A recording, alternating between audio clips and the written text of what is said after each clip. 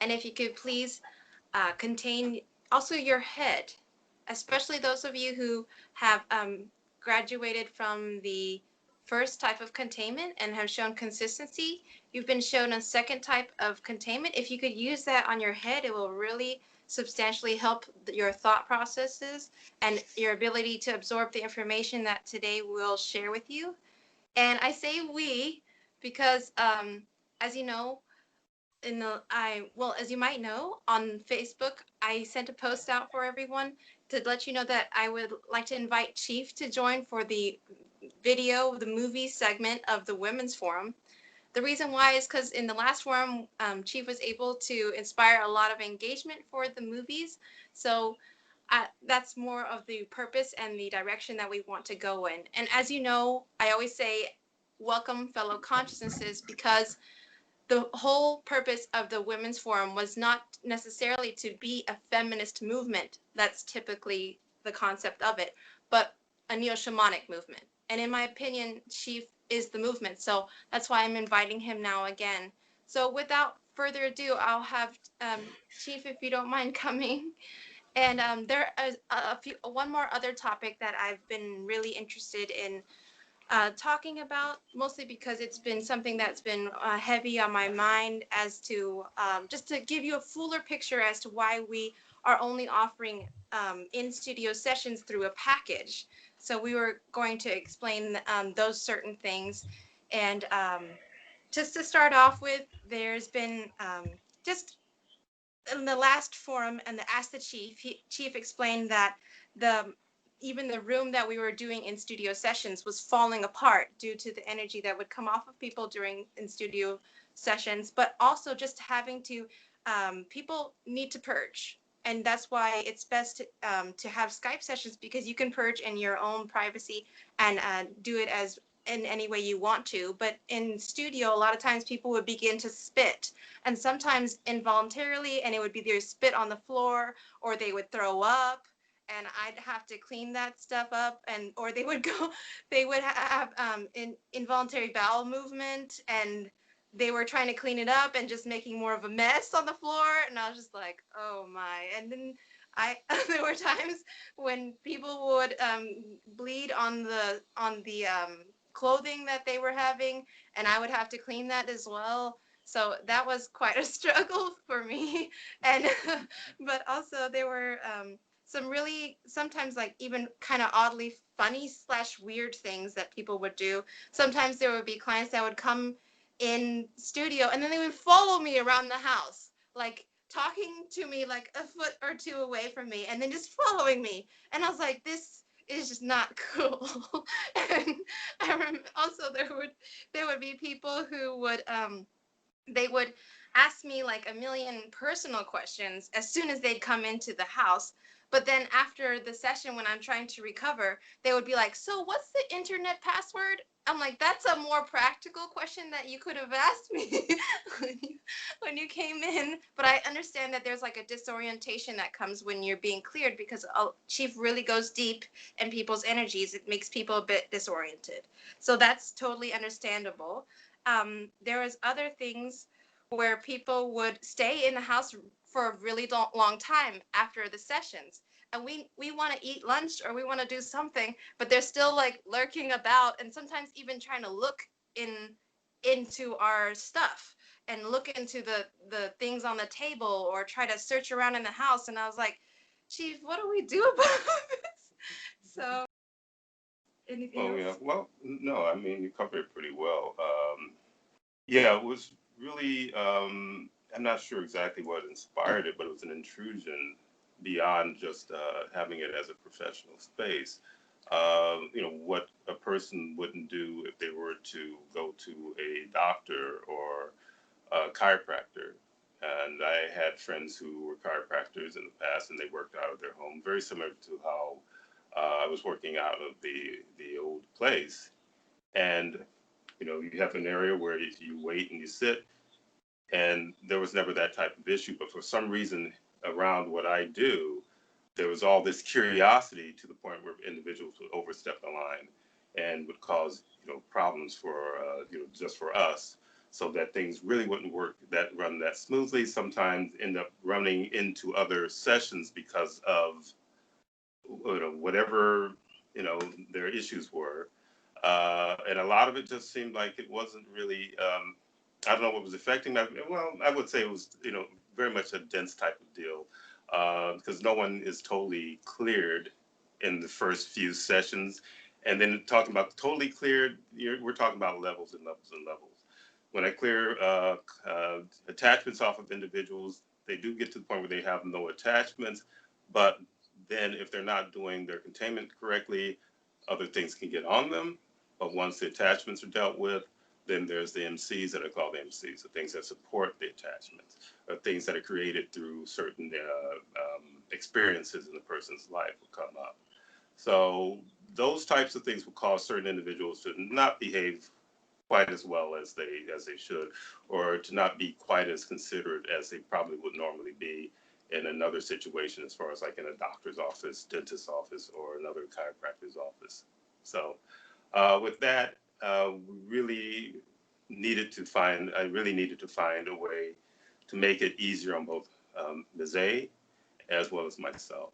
So, that's where it stems from primarily. Yes, and we had a lot of like in this realm, as Chief explained in other Ask the Chief forums, he talked about and he talked about the ramped up sexuality that is on the planet in every type of human genetics, and talked about how sometimes when someone's feeling like they're receiving information and guidance, there's suddenly this drive to sexually control someone, and that happened for both myself and for Chief. There were male clients who were offering like to touch me even though I couldn't move on the table because their density was so heavy, and that was an issue. There was also people who would like whip out their boob and want to show Chief, but Chief's eyes are evolving, so he's like, "Why don't you look at it, Miss A?" And I'm like, "Oh, fine." So I'm like, "Okay, I see your boob. You can put that away now. Thank you. I appreciate that." But there were other really ridiculous things that people would say to me, and I have this list of things, and I'm only listing them so that people can be aware of the things that we've gone through and had to explain to people so that they can feel comforted as to it's not like we have anything against clients. It's that we understand that everyone has attachments. So some of the things that were said to me were like, there's no reason why you should be with Chief. You're just the maid. Or how long were you married? I don't see you have a ring. How long were you dating? Are you sure you're married? Or you can touch my pussy, Chief, on the table, like right next to me. And I'm just like, I trust Chief, and I would never like want to overstep. And I know he has like full orchestration of the session and of what happens in it. So I just trust him. And so this woman was saying, you can just touch my vagina. I trust you. And when Chief works on any area that's like private areas on a woman, he'll come to me and he'll use my avatar. And so that's how we maintain a professionalism within in-studio sessions. But now we're minimizing that, so there just won't be any avenue for people to just whip out a boob anytime they want to. And sorry. Um, Also, some things that they would say is like, it's not fair that you're with Chief. It's not fair that he's a great cook. It's not fair that you have your life. Or I want to turn myself into you. I want your life. Or you don't deserve the life that you have, Miss A. Or I do my work. Chief should have me instead. Or you're not black, so you don't deserve to be with Chief. Or you're just a Thai maid that's inefficient. Or they would say things like, you probably got Chief because you were a hoe, or you weaseled your way in 9 years ago. And these are different people, not just like one person saying all these things to me. Or you're just an Asian woman always taking our good men. And sometimes it would make me purge with crying. And I didn't know how to deal with it at first. But Chief had to teach me and coach me through it and tell me that people have programming that they don't always want to face. And that's why another reason why we started doing offering this package instead. Yeah, well, yeah, a lot of individuals come in. Well, they come in with their programming, and Even the movie that I reviewed with Ms. A last Women's Forum had to do with programming. And the individual who presented suggested the movie suggestion, it was just chock-a-block full of programming, but she wasn't aware of the programming. She liked the movie, but wasn't aware of how much the programming was supporting something that really was not very positive or progressive. So when individuals are looking at, Ms. A's genetic, genetic avatar, and trying to judge from that, that's an old, tired program. For me, I dealt with that a long time ago, and feeling, like this group thing, which is basically designed to separate, humans from each other, and cause them not to realize that they're all consciousness, and these are just basically the uniforms that we are wearing to express this expression. So in this realm, they use the uniforms that we're aware that we don our avatars as a means to cause strife and to separate and to cause a lot of ill feelings, which purge out essence. So with that said, a long time ago, I just decided to deal with whoever I felt was the right person to deal with. And and I found that my life was a lot more expansive that way. I found that I moved outside of boxes of race and was actually able to discover that there's a broader world out there other than what the little box that society had tried to put me in. So with that said, Ms. A is here because she's very good at what I've discovered her abilities, and I found that her abilities are extremely, extremely strong, and they support what I do. And no one, those individuals who have these little ideas in their head and these very, very low level ideas that because she's not, black or whatever, that, or she's taking, our men or whatever, it's all nonsense, you know, because I dated a lot of black women over the years when I was younger. And, just as I've dated other, groups, there are problems with programming with everybody. So I just choose to deal with individuals that work with what I'm trying to do. With she proved herself a real hard worker. And as she might have mentioned, that she's been in the circle, mine and my daughter's circle for over 9 years. So I've observed her. I didn't really know her in the beginning of it, but as I observed her and observed her, tenacity and her stick-to-itiveness, and the fact that she's very, very serious about this movement and what I put together. And she's not been a problem with, in the sense where I've had issues where, you probably know the program, even therapists have issues with women who are their clients, if they're male, who will have, they may feel he's helping them, but somehow it gets confused with sexuality. Or those who've been to colleges and professors who end up sleeping with their students, young women looking up to this guy because he has some kind of clout or whatever, and confusing it with a sexual desire. So with all that said, I think I'm clear enough. I don't know if I need to go any further on it. Yes, Chief. Yeah. Yes, So. I remember you said that sometimes there's a program of like if someone's nice, whether it's male Well, that's true, or female. You want to say? No, again, I've had instances where because I'm very cordial, and I usually say, my professional demeanor, but I'm very cordial, and it has to do with not even being in the studio, but I tend to be very cordial to people. And in the studio, I have a very good bedside manner. I really do want the client to be very comfortable. I want them to improve. It's not an ego trip for me. I really sincerely want you to improve and want you to move forward. So I will address you in a very, kind manner, very gentle manner, not a stressful manner. There are certain types of practitioners who are fakes anyway, who like to stress the heck out of their clients and make them feel like, they're never doing anything right. You're not good enough. You're not good enough. You'll never be as good as me, that type of deal, which because they come from that and they're used to that, I've had to actually, I mentioned it during the Ask the Chief, that I have to literally announce that I know how intense my abilities are. I know that there's no one who can do what I do, and so on and so forth.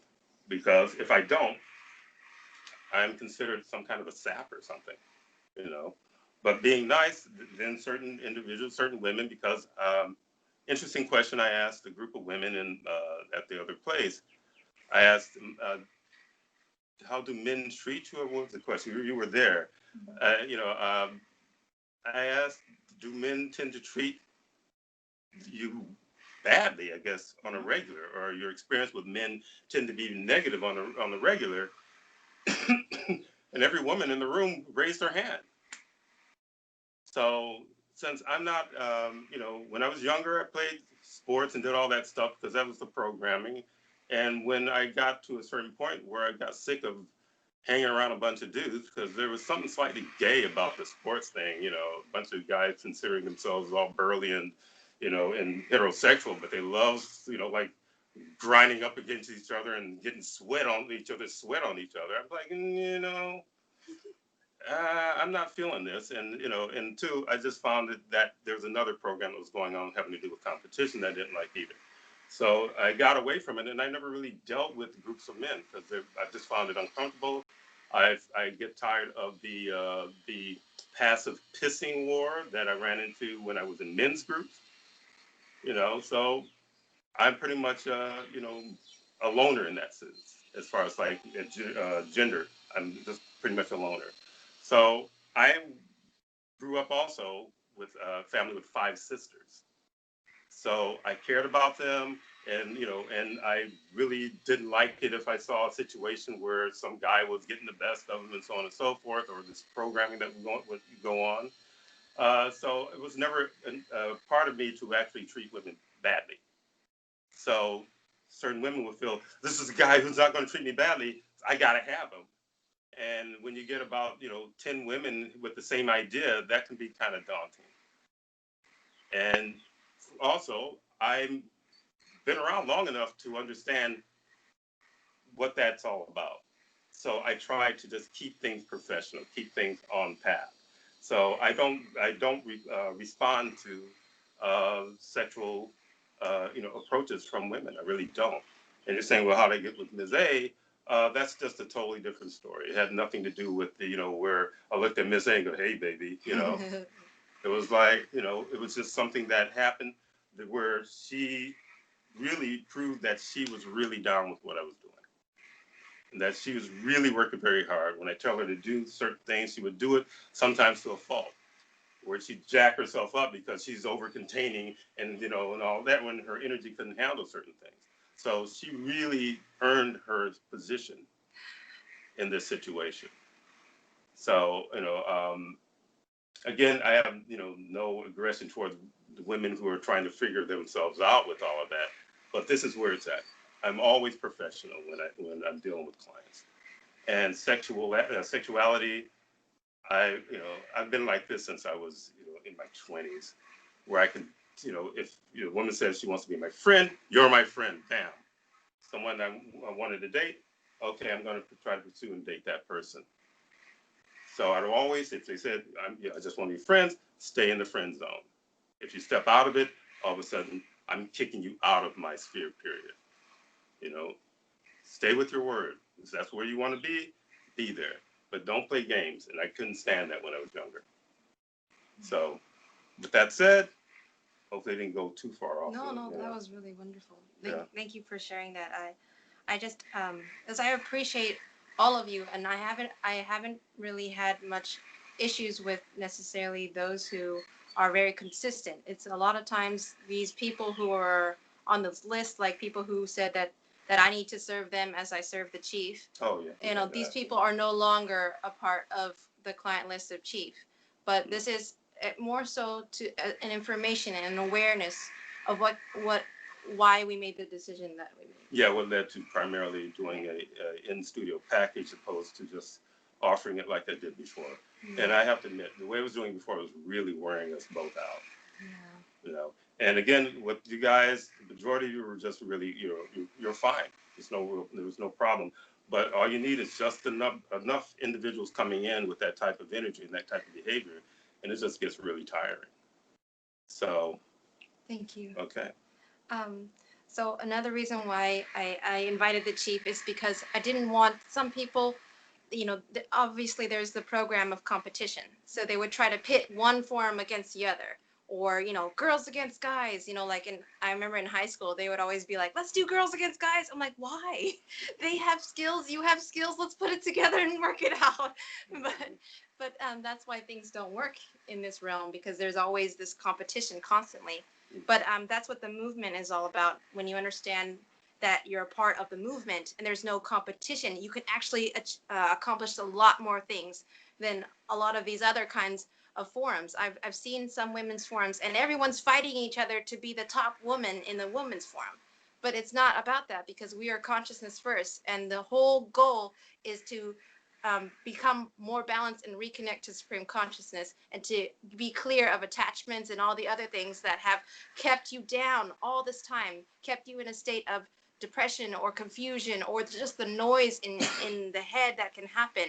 And the more we learn about the things that Chief has taught us, the more there's clarity of mind.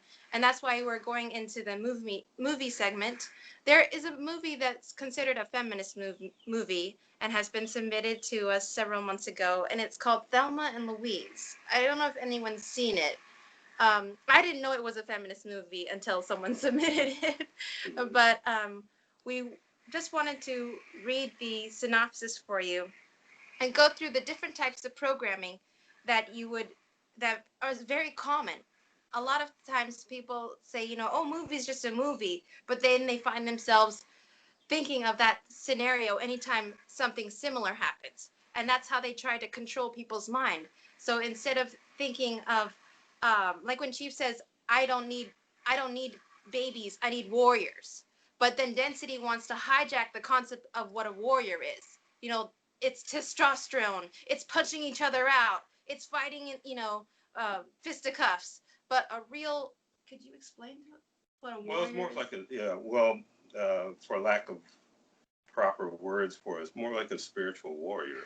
The battle is done not just like, in other words, Ms. A was saying, just punching one another out.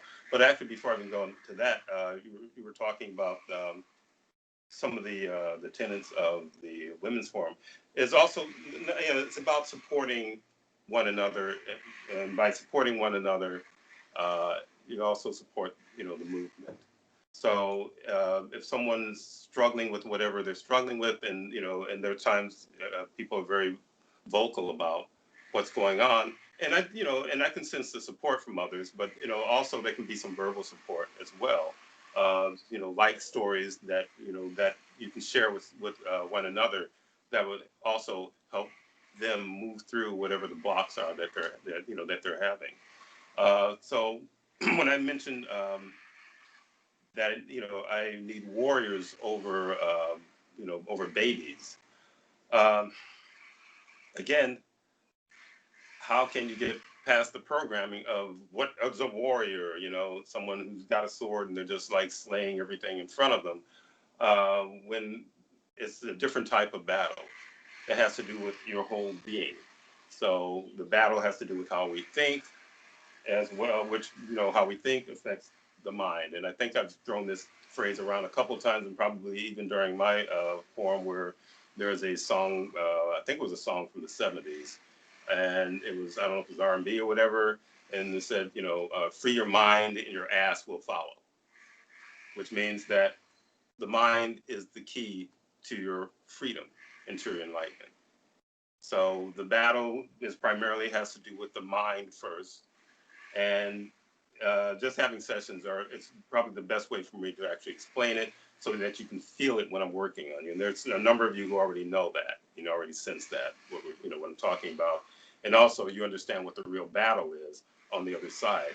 Some have actually, have made it, well, it's not unusual. Everyone makes a misstep, when they're trying to learn what I'm, my processes, where they find themselves feeling a little puffed up, and thinking that they're a little more prepared for things than they are, and end up stepping into an arena that's a little too hot for them.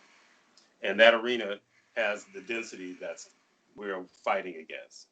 All the battles have to do with how strong, our intent is opposed to their intent. Also with information of knowing the truth that they need your energy, you don't need them. So they convince you through schools, through all these processes, that you need them, and you're weaker than them. So, you're out there flexing your muscles and say, well, I'm feeling pretty good. Someone comes along and says, look, weakling, look at those little olive oil arms of yours. And, in reality, they're just mind screwing you into believing that you are weak when you're not. So that's one of the things as far as the battle is understanding that you are stronger. But don't take it to the point where, I am all powerful. You are basically being moved from an infantile position that you were put in against your will into a much more mature zone. So each step matures you. Matures your energy, matures your mind.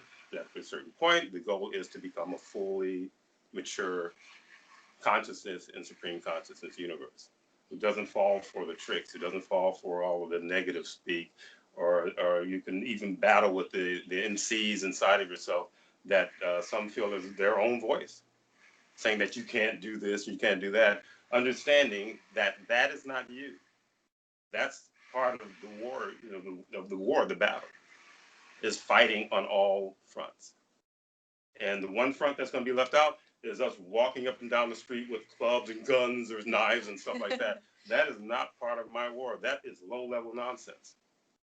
And that's playing the game of density. They love that kind of stuff, just as they love people protesting in marches. They basically set those up so they can feed. So you get them all together, marching around, And I mean, I was around during the time of the, Martin Luther King marches and things of that sort. And it was basically a feeding frenzy then. And its use and its effectiveness was worn out, I say, back in the 60s. So when people start doing marches, I just shrug my shoulders, saying, no way in the world I'm going to join that. It's a feeding fest. It doesn't really improve anything. What improves things is how you change your mind and quit thinking that I have to be with a group in order to change my mind. So if you think opposite of what the system wants you to think, they don't want you to feel that. They want you to, you got to get out there physical. No, if you change your mind, and then there's a number of other people who do change their mind, things do change. Instead of, you don't have to go out and beat somebody up or yell at somebody. Just by you saying, no, I'm not buying that anymore. You're lowly. Nah, I'm not lowly. You're just trying to jerk me around.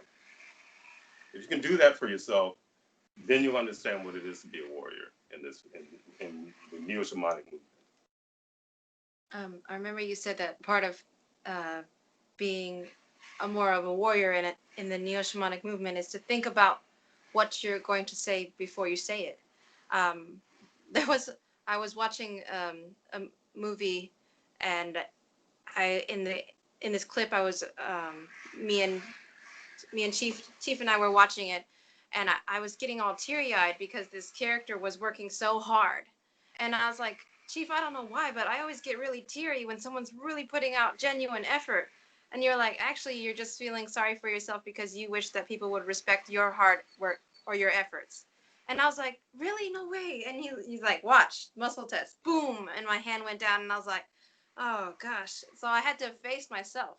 I had to face this denial that was my real intention for the tears coming out. So that's a part of like thinking about what you're saying before you say it. Yeah. Observing your reaction.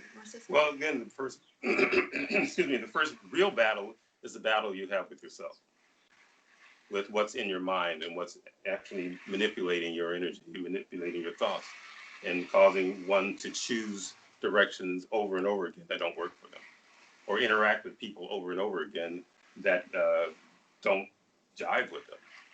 So again, that's the first stage, is right here. So when Chief talked about mirror consciousness and attachments, and there's programming, there's corkscrews, things like that. At first, there was this fear, almost like they were trying to tell me that I had no power to deal with them, or that if they wanted to, they could just take over and I would be susceptible to what they wanted. But then Chief taught me that they get their food from me feeding them, me believing in what they say to me. So then like in past forums, I said, they have no power, they have no power, they have no power, and the power that they do have was given to them.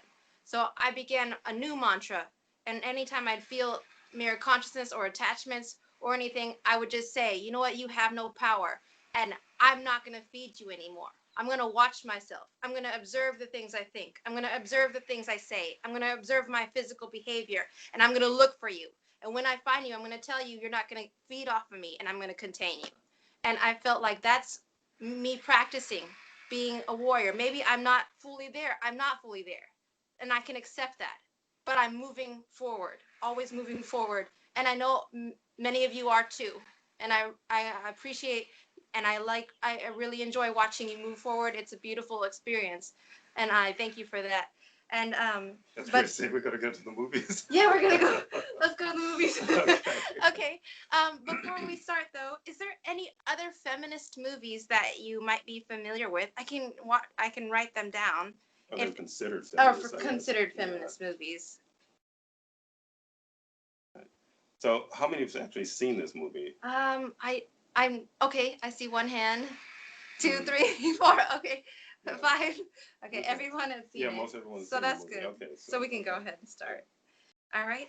So as you know, it starts out with Thelma and Louise set out for a weekend vacation at a fishing cabin in the mountains. And the first character is, of course, Thelma, and she's described as a ditzy housewife who's married to a disrespectful and controlling car salesman named Daryl. And then the other woman, Louise, she's a sharp-tongued woman who works as a waitress in a diner, and she's dating an easygoing musician named Jimmy, who spends most of his time on the road. So it's then the next thing it says is that they stop for a drink at a roadhouse bar where Thelma meets and dances with a flirtatious stranger named Harlan. Later in the parking lot, he starts kissing her and taking her clothes off without her consent. Thelma resists, but Harlan becomes violent and attempts to rape her. Louise finds them and threatens to shoot Harlan. And then after that, there's an altercation, and but he stops doing it, but as the women walk away, he yells at them that he should have raped Thelma. And then Louise gets very angry and full of rage, and she shoots this guy in the chest and kills him instantly. And then Thelma is horrified and ushers Louise into the car, and they run away from the scene. Okay, do you want to just start talking about Yes. what your take is on? Right. So this is the scenario. People, when we watch movies, sometimes there's programming that's coming at you very quickly, and before you know it, you've already absorbed something. Especially those who are without containment, they absorb things very quickly. Even this small theatrical frame is showing many different types of programming.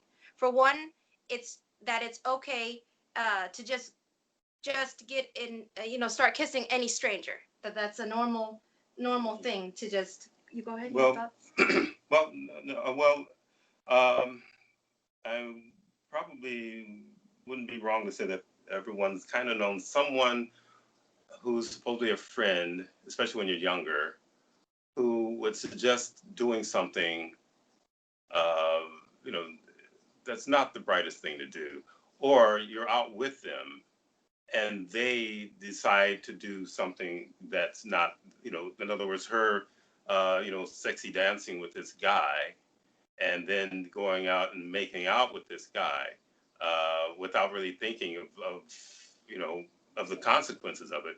But then she ends up bringing her friend into it, who is someone who seems to be a bit more worldly than she is, but she ends up, it's almost as though when I look at it in the broader picture of what my experience with people who are like that, it's as though they feel they wouldn't do that on their own, what she did, but she felt that it was okay for her to do that with this other person, do something that's very literally dangerous, so she could get raped. with this other person, and not really, the other person doesn't even know that this is what's going on in this person's head, that she's literally doing things that can pull her into a bad situation, which is the premise of the movie, basically, as far as I'm concerned. They had some very stereotypical setups that Thelma married to probably her high school sweetheart, who ends up being a car salesman, because a lot of young people don't think about anything outside of what's in front of their face. So even when I was a kid, there were individuals who get married right out of high school, which was insane as far as I was concerned. And they end up in these just kind of, dull, humdrum type of relationships. And with her, it's the obvious, the guy was very chauvinistic, didn't really, pay her much mind or whatever. So she's feeling like, she's missing something. And she has this friend who is a waitress, which isn't a glorious, job or anything like that. But she has this, what she would consider, Tom would consider a interesting life, where she has a musician boyfriend. And not locked down. And not locked down in this situation with this lame-o. So she wants, Louise's life in a certain way, or she wants to experience Louise's life, but she comes in, just like, someone who's just really, really naive and ignorant, comes in and assumes that she can be in this realm that probably Louise was used to being in, going to bars, which I wouldn't suggest to anyone because it's, for obvious reasons. Chock-a-block full of attachments. Yeah, chock-a-block full of attachments. People get drunk, and then things, take over their bodies, and I stayed away from places like that when I was younger because too many fights and things would happen, and just too much really weird stuff would happen when you get into those types like clubs and bars and things like that. So with Thelma, she literally pulls her friend who was okay with what she was doing, her life. I believe she was saving money and so on and so forth for something or whatever, and had plans for her life. But because of the friend issue, which we call a loaded term, the friend issue, you feel like you have to take care of this other person, even though they're acting like an idiot. But you feel responsible because I'm her friend, or, even if it's a guy, I'm his friend. So I have to watch his back, and then you end up getting hurt. And for that one, I experienced when I was in my early 20s, being a good friend and trying to help an idiot, and ended up, I was kind of hard-headed with that. I ran into about 3 situations that really varied. One ended up in a physical altercation that wasn't mine from the start. And another ended up with me losing, a sum of money behind trying to help someone. So this falls in that same frame. And it's almost as though there's a part of saying she's a good friend because she supported this person who's literally a problem. So I stayed away from the whole concept of friends type of stuff because I just observe people. I have associates, people that or since say associates, I have associates, but I have acquaintances, people that I interact with from time to time, and I observe these individuals. And I observe them because I understand what this world is. Everyone has attachments. So if I haven't worked on this person, you never know when the attachment's going to raise its ugly head and try to cause problems for you. And that's what I ran into. And this is what I see is going on in the very beginning, that this character has literally, pulled an unwilling person into a really awful scenario. And also, it says that Louise flew into a fit of rage when this guy Harlan says that he should have raped her. It's like pushing a button. Yeah, pushing a button. Yeah, and I've talked about that a bit also last week, with the other movie, where there was like a race button that they support through movies and so on and so forth, and through those who are just not really aware, talking about, yeah, this person called me that, and I punch him in the head. When I was really young, my father worked at a place, and it was a mixed race situation. But if one of the white guys wanted to get rid of one of the black guys that he had an issue with, he would just pick at him until the black guy lost his, his temper, and then punched him in the head or something. And he's willing to take the punch because guess what? The guy who threw the punch got fired. So also, when I did rites of passage groups, when I was with the men's group, I was dealing with a group of young Latino and Black kids, and one of the things I told them, I said, beware of the system, in America, where they will push a button. Don't allow them to push a button, and also be wary about who you're hanging out with, also, because there's always been a number of stories where a group of kids get arrested, and one of the kids was just tagging along and wasn't even part of it, but he ends up in the system. And a number of them end up not doing very well because they weren't, that's just wasn't, they didn't have that kind of density with them, but it ended up destroying them. So I think that. Yes, actually, it makes me remember an example of a session where there was a woman who she told you she has an anger issue, and that anger issue would flare up like at work when Right. there would be people like a manager who's literally targeting her, trying to push every button so she'll get herself fired. Yeah, and her button was well connected, and the woman, all she needed to do is just kind of like it was a supervisor that just leaned on this person, and I knew from what the story that this person had in her mind to actually cause her to lose her temper so that they could fire her. And her button was connected, and she pushed the right buttons, and this person, didn't even think that if I go off on this individual, I'm going to lose this job that I need to pay my mortgage. Mm. And she didn't listen. It's like blinders, just, all she could see was red. Next thing she knows, she's calling me and telling me that she has this issue where she lost her job. And then I just, tore it apart and I said, look, you really, I'll work on removing that anger issue. But the problem that a lot of people have, they are targeted by others to keep that button active. So she had family members who would always keep her on edge like that. They would always harass her. And then they harass her to a certain point and they get her all like riled up. And then they just blame her for her being riled up. And then they hang up. And so she's sitting there seething. So she had it's like a button so big that you couldn't miss it if you tried, All you need to do is just look at her the wrong way and she'd flare up. From what I understand, the best way for someone to work on the button, making it smaller, is to contain everyone they see, everyone they interact with, and to contain themselves. And Correct. To also contain whatever this emotion, whenever it flares up, and look at what is triggering it. Who triggers me the most? Yeah, well, always, when they reach a certain level of just, the heat, or they're about to explode, it's hard for certain people, but to stop and think. Stop and think. I had trouble when I was a little kid because I was a thinker. And there are people who said, look, that kid just called you a name and you should really, like lay him out. I said, well, there's teachers there and there's this there and so on and so forth. I don't think that this is going to end well for me if I punch this kid in the head just for saying something stupid like your mama. So I got it from like my father, because he was from that background of rough and tumble and all that, which is just basically and as I got older, he realized who was the smartest of the two of us. But the fact is that you have people who are supporting you behaving in an uncontrolled way. And that was the problem with this one particular woman.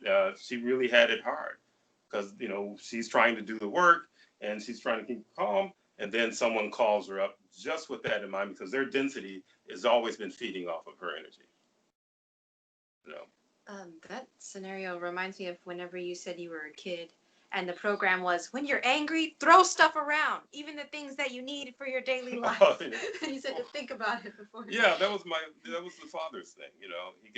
He'd get mad, and I remember as a kid, he'd like punch a hole in the in the side of a dresser once, and that was there for years, almost like a reminder that just made me cringe with fear when I was a little kid, to piss him off. And one, he threw a pool ball into the wall. So it was a nice round hole in the wall. Just from him getting mad about someone beating him at the game of pool in his own house. So of course he's going to try to promote that to me because that was his world. I'm not going to just belittle him for it, but that's just who he was. And that wasn't who I was. I didn't come in to be part of this program. So what was that? There was you were just talking. Oh, with So I remember trying to, and I might have told this to some clients, trying to understand how to deal with my anger. And we grew up modest, so stuff I got as toys. My mom was really cool. What do you really want? Make sure you want this and you're going to use it, or whatever. Or don't tell me, or else I won't get you the toy that you want next when they were celebrating Christmas, next Christmas. So I was mad at something, and probably was something that I did, and was mad at my mom, and she sent me to my room, and I'm in my room, and I just want to react. How do I react? Oh yeah, the father, he takes stuff and he throws it. So I'm looking at stuff to pick up and throw, and I pick up my train set, this electric Lionel train set, and I pick up the engine. I'm gonna, I think I want to play with this tomorrow, so I put it down. So then I go to something. What else? And I pick something else up. Oh boy, yeah, I like this thing. I think I want to play with this also. And by the time I finished going through, the things, my anger had just dissipated, and all I could do is just sit on the bed and sulk. So it's like that attachment gave up on you because you were taking too long. Yeah, because I would think about stuff, and I said, well, if I break it, then they're not gonna replace this. Yeah. So anyway, thank you for your stories. Because this is just a movie, but your real life experiences really bring it home. Well, movies are primarily to support the system. All movies are designed to support the system in one way or another. Even if you think it's a benign benign movie, something that's supposed to be harmless, they're always supporting something, no matter what it is. Even if it's like Blue's Clues or something like that, or Sesame Street or whatever. That just makes me think about so if you're watching a movie and you feel yourself being triggered, the best way to fight being contaminated or fight the programming is for me, in my experience, to stop the movie and begin to contain whatever I'm feeling triggered by or whatever is flaring up in my energy. That's why they would even put this into a movie, things about rape or this situation where they're being compromised by alcohol, this and that, is to instill, to shore up whatever program is inside someone, or to trigger some kind of trauma that has to do with rape or molestation or things like that. So sometimes when you're watching a movie, you're being triggered, and for me, it always helped to stop and contain. Mm-hmm. So we'll just move on. Thank you. The next thing, it says, a horrified Thelma ushers Louise to the car and the pair flee the scene. Then it says, at a motel, they discuss how to handle the situation, and Thelma wants to go to the police, but Louise fears that no one will believe Thelma's claims of attempted rape. So in this situation, this character, Thelma, not only did she insist on fleeing the scene, which would incriminate them, then she's going to say, let's go to the police, when that should have been the first thing. Call the cops. Tell them it could have been self-defense, protecting her friend. But instead, it just intensified the situation to where they end up going on the run. Well, a lot of that has to do with not thinking and just reacting. And I meant to add that the introduction of alcohol as an excuse is one of these that, someone would say, well, drinking, they never really say drinking is a negative thing. And to me, things in moderation or whatever, I don't do well. My body doesn't like alcohol, so I just don't, period. Because I have more respect for my body than anything else, or anybody's BS ideas about what's supposed to be fun. If they're saying it's fun and my body's saying it's not, I'm going to listen to my body. So they use that as an excuse for, oh, well, she got drunk, she wasn't in her right mind. It's like, well, why would you put yourself in a vulnerable position like that in the first place? you know. And I used to be very annoyed when I was younger. I don't really care a whole hell of a lot about what people do with their lives outside. You know, that's their business. But it used to bother me that you know, young women would go to bars and get drunk, and the predator mode of most men are on high alert because that's where they go to try to find somebody to, you know, to hook up with. You know, so I don't know if she's there were I really never really quite understood. I felt like it was some kind of a program to put themselves in vulnerable positions, and then if something bad happens to them, then they're, you know, they're crying the blues about it. Which to me, it's not much thinking going on there. But I feel that it's something that has to do with a system that supports that type of behavior. Yes. So, Thank you. mhm. So then the women head west from Oklahoma to Mexico, and they come across an attractive young drifter, JD, who's Brad Pitt, who Thelma quickly falls for, and Thelma convinces Louise to let him hitch a ride with them. Louise contacts Jimmy and contacts her boyfriend and asks him to wire transfer her life savings to her. Jimmy um, surprises her by delivering the money in person, and the two spend the night together. Jimmy proposes to Louise, but she refuses. Meanwhile, Thelma invites JD to her room and they sleep together, and she learns that JD is a thief who has broken parole. So this is just all kinds of mess. Um, so first of all, um, Thelma, she seems to have this void in her, this need to validate herself, because she was in this messed up relationship. So she's just seems to be gunning for some types of sexual stimulation or something. Well, it's like a hunger for freedom in one sense that, you know, but she's not understanding what it is that's driving her to do what she's doing. You know, but it obviously was a hunger to change her life, but without any logical Way of way going of about doing it. a way of going about it. Yeah.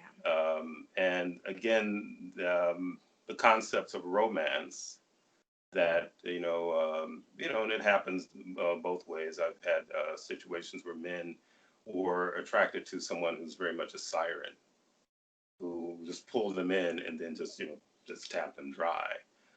In the same vein, a woman will be attracted to a guy just because he's a really good-looking guy and he's a smooth-talking guy, and find themselves also, you know, pulled into that, you know, into that kind of situation. And a lot of it has to do with, you know, the concepts of romance that's a part of a program. There was an older guy who was doing out-of-body traveling and things like that, and in his journeys over the years, when I met him, he was, you know, he was up there in the years. He was in his maybe his late 70s or something like that, and he was talking to a group of people, and he said, "You women out there, you know, you're gonna not like me for this, but there's no such thing as romance." And, well, I caused some courage there, you know, and it's because of what his experience was on the other side in dealing with entities on the other side and finding out that they use it as a means to, you know, weaken people's resolve. And there has to be something that's a program that's, you know, that's fed to young women tend to be, or I would say a lot of women would tend to be the ones who are very romantic in their ideas about relationship, and they're, you know, they're brought up on stories, especially my generation. The stories had to do with, you know, happy ever after and princes and princesses and all that other kind of nonsense, you know. So um, I've never had any relationship except for with Chief. In my life, I was always fighting guys. Like, to me, guys were just dangerous. They weren't attractive. I mean, I thought, okay, he looks physically fit, but that those muscles could be dangerous. I might need to punch a guy. You know, that was my behavior. So when I met Chief, it was totally about joining the movement. It was never like, yeah, I'm gonna get that guy. It was more like, I'm ready and willing to serve you because I've always been looking for a movement, looking for a cause to join and to commit my life to entirely. That was just how I was programmed to be, or that's just how I was inclined to be. But when I think of romance, I think of this series of behavior that women associate with that this is a good guy, when it could just be a very dense entity. It's a facade. Yeah. Yeah. 9 times out of 10, it's a facade. Again, it's basically something that's been programmed. They use it in commercials all the time, music as well as movies all the time, where, the right guy, sometimes they try to put a curve on it that the right guy is some, slovenly overweight guy, and somewhere down the line he actually ends up with with the girl, but it's still, again, it's not real, because the purpose of everyone here, as far as density is concerned, they're food, man. So they don't want a happy ever after. They can't feed off of those kind of cool vibes like that. They feed off of things that have to do with stress. Mm. So if there's anything going on like that, there's someone benefiting from it. Mm. And even in just regular level one life, working and at a job or whatever it is, the reason that business exists is because someone benefits from it, and usually financially on this level. A lot of times when I've observed romance on movies, it has to do with like love at first sight, or like Yeah. if I don't feel fireworks when we kiss, or something about, did he give me flowers? Did he buy me candy? Did he take me out? Did he open the door? And if a dense entity follows all that protocol, then the legs fly open. Yeah. That's what I understood about romance from movies. What do you think?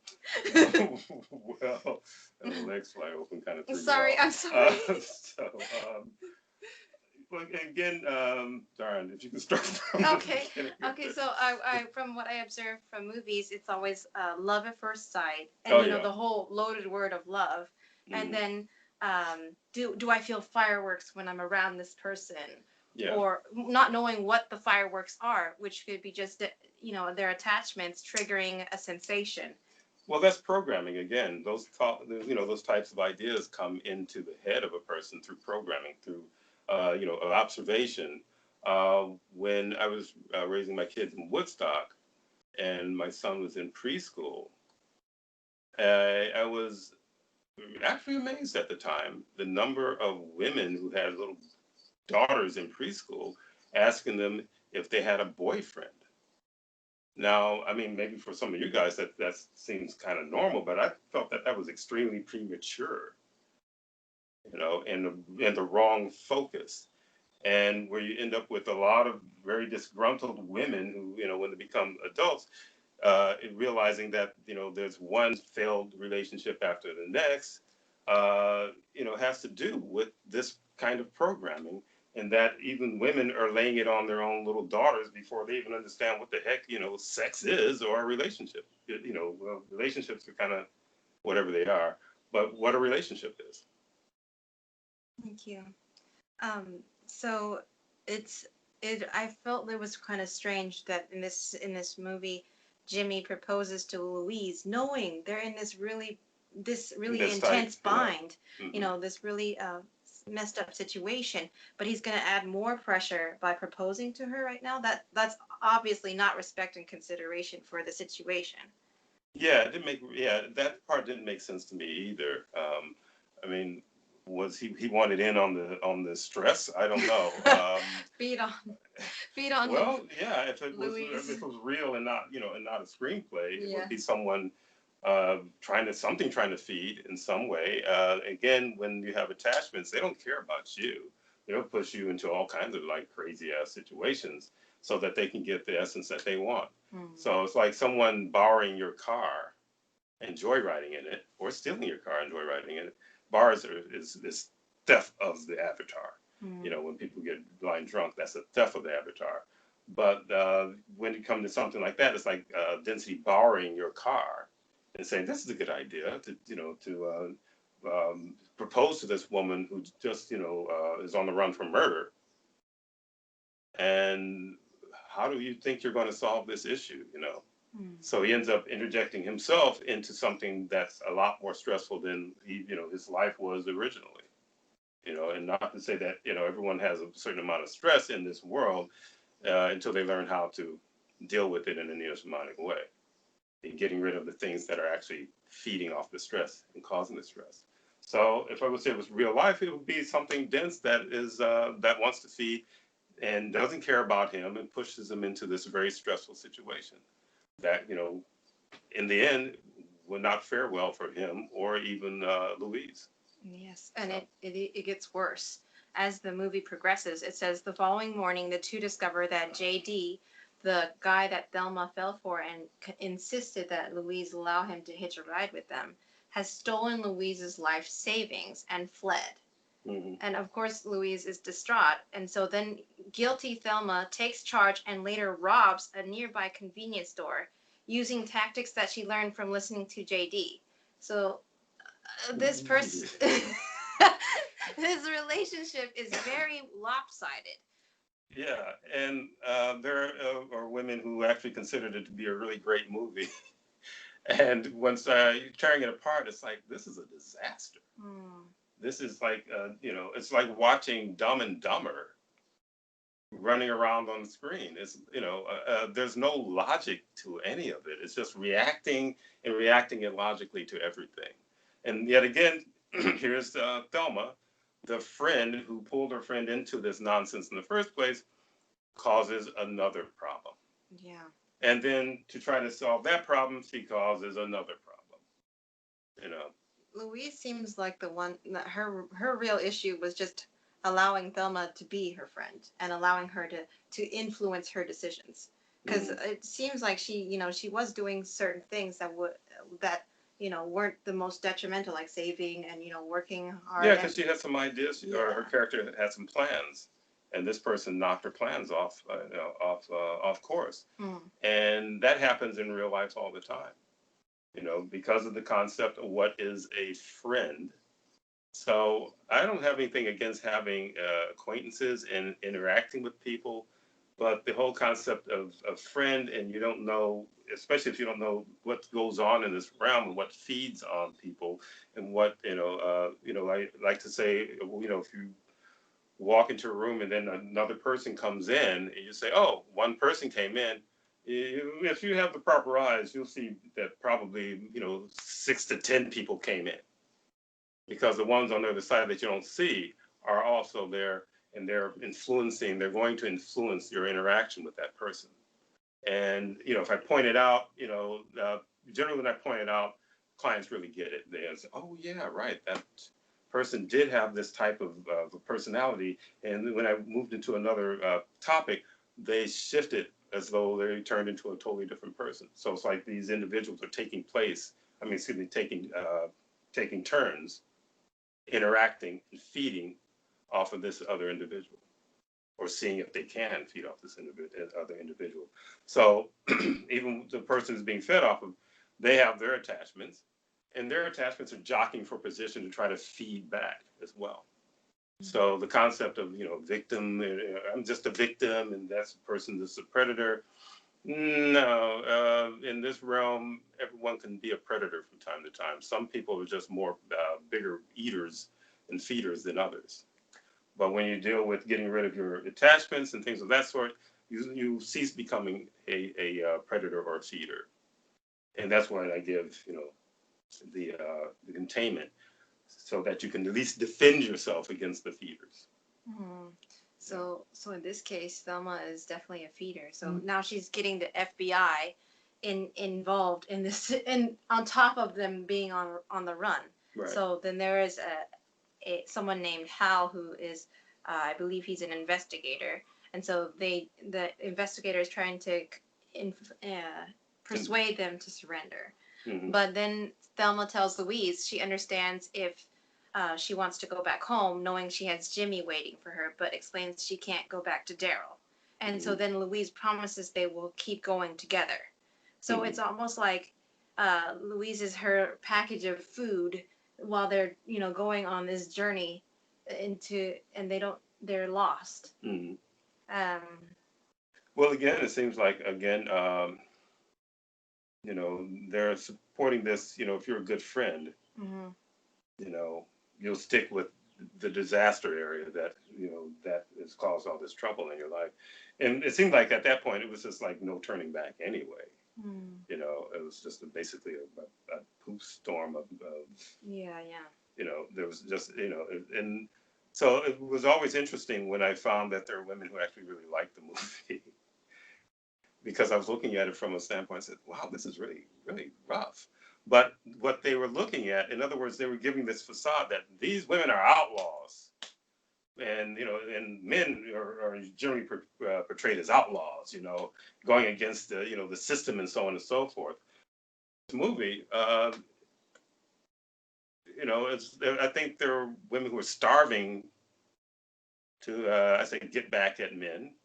You know, she kills a guy.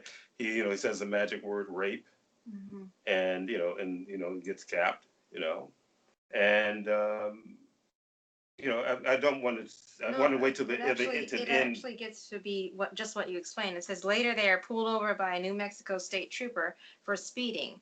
And knowing he will soon discover their true identity, Thelma holds him at gunpoint and locks him in the trunk of his police car.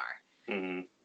Which, you know, she's always furthering the shitstorm, you know, and they consider that, oh, that's a friend, you know, she's standing up for Louise. No, she's intensifying the problem. Yeah, yeah. So again, it's like a child who's trying to fix a problem that, you know, that's way above their, you know, above their head. And I've known, you know, some individuals who would do, you know, nothing this extreme as this, as extreme as this, of course, who, in the process of trying to fix something, they just make it worse. You know. I remember. So then after that, it says they pull over and so they're at a truck stop. They drive further west and they encounter a foul-mouthed truck driver who repeatedly makes obscene gestures at them. Then they decide they're going to pull over and demand an apology from him. And when he refuses, they fire at his fuel tanker, causing it to explode. So the women leave him stranded in the desert with the tanker's wreckage. Yeah, well, they're tapping into a lot of women's anger around asinine men. So, you know, so they're not thinking that. Why are they stopping and asking an idiot for an apology? It's like asking a thief to return your stuff, you know, after they stole it, you know, and then, you know, again, accelerates into, you know, even more nonsense. But there are women who are just, you know, really like have had issues with men, which there's, you know, there are reasons for that, that's for sure. But they're looking for some kind of like, yes, and maybe they like it because they weren't Thelma and Louise, and they knew they, you know, it wasn't going to end for them the way that it ended for Thelma and Louise. Well, you know, it reminds me of sessions that you've had with people. They have this desire, or maybe it's a program, really, program to get the perpetrators of those who've hurt them to apologize, get them to give them some sort of confirmation, like they can go on, or to get to. I know in certain shows they're like, if they truly apologize, then that means that they really, you know, didn't mean to hurt me, or that maybe I can move on after I get that, which is just like you said, a shitstorm, a trap. Yeah, and it's programming also, and I've known people in real life who felt like if they, you know, gave me a heartfelt apology. Now I've been around long enough to know that there are a lot of really good actors out here, and you know, who will do whatever, and he comes back and he apologizes and he squeezes out some tears. And well, he really felt, you know, and it really has to do with the other person's insecurity of about themselves and the fear of being alone, that they're desperate enough to put up with somebody who they know if he's done it a number of times, he's going to do it again. But you know, they you know, the blinders come on, and then they say, well, you know, he really does care about me, and so on and so forth, and they end up just, you know, just getting worse and worse, or just, you know, going in circles in the same situation. But again, that's something that's also promoted. Forgiveness, which we have on our list of loaded words, because forgiveness has been used as a ploy to take advantage of people. And again, everyone puts on an act in this. You know, even if you you know, have your professional face and you have your home face. When you go in and you present your professional face in at a at work or whatever, that's an act. That's a performance. So with that said, move Yes, on. Chief. So then the next thing that happens is towards the end. So Mhm. Thelma and Louise are finally cornered by the authorities 100 yards from the edge of Grand Canyon. Mm-hmm. So rather than being captured, they spend the rest of their lives in jail. They propose that they keep going, and then Louise and Thelma kiss each other and hold hands, and they run their car right off Yeah, the drive off of the edge. cliff. Yeah, Yeah. drive off the cliff. Yeah. You know, and somehow it was, portrayed. I remember at the time when the movie came out, there was some romantic idea about this, that they were committed to to their freedom and committed to each other as friends. When all I could see was just disaster after disaster, you know. And there are some movies that I've watched that I said I wouldn't mind watching again sometime. That wasn't one of them, you know. And it's not so much that we're doing the movie review bit, segments to just tear apart movies, but that is kind of like what's been happening. Let's tear apart the program. Well, it's tearing apart the program and understanding the program in it, and how they target and and all the little things that they use to keep individuals doing and making the same mistakes over and over again. It's basically program sanctioned. A lot of these movies, they make me think about that they're just disguising a mode of feeding as friendship. Yeah. As like dedicated friendship, when it's just someone who's really being the biggest feeder, which is Thelma. Yeah, Thelma was definitely the biggest feeder. Her character, the actress, seems like someone, if you've seen her act in other things, she's usually more docile and supposedly likable. And Louise, I think was Susan Sarandon, was she's done movies where she's more edgy type of vixen and so on and so forth. So it's like a really weird, almost like how they positioned these characters and who played what roles. That was kind of interesting also. That the one who would actually do these types of movies that you would say she's a troublemaker or something like that, ended up being the one who was a victim of the one that you consider to be passive. And how that works in real life, that if they want to break you down, and the number of stories when I was coming up of kids who hung out with the wrong group, and you probably have heard that, they're hanging out with the wrong group of kids. And generally, that's true. That group of children or kids would end up influencing the other kid if their parents weren't keeping an eye on them. So it seemed like there was something else I wanted to add to it, but at this point, it slipped my mind. But having to do with just an overall view of Thelma and Louise, as I would change the name, Thelma and Louise and the Major Disaster or something like that. Okay. Yeah. Okay. Well, that's the end of. This. Have a question? Oh no, they were muscle testing. No, again, if someone has something to add to it, or even questions what my interpretation or our interpretation of the movie is, feel free. Just Yes. how I came across, about what how I feel, or how they came about how she feels about it. Shaking their heads. Yeah. Okay. Yeah. Well, Nara, you submitted the movie Ariel, and you said it was one of your favorite. Oh no, The Little Mermaid. Excuse me. Do you have a reason as to what you liked about it, or what inspired you to choose that movie? Sorry.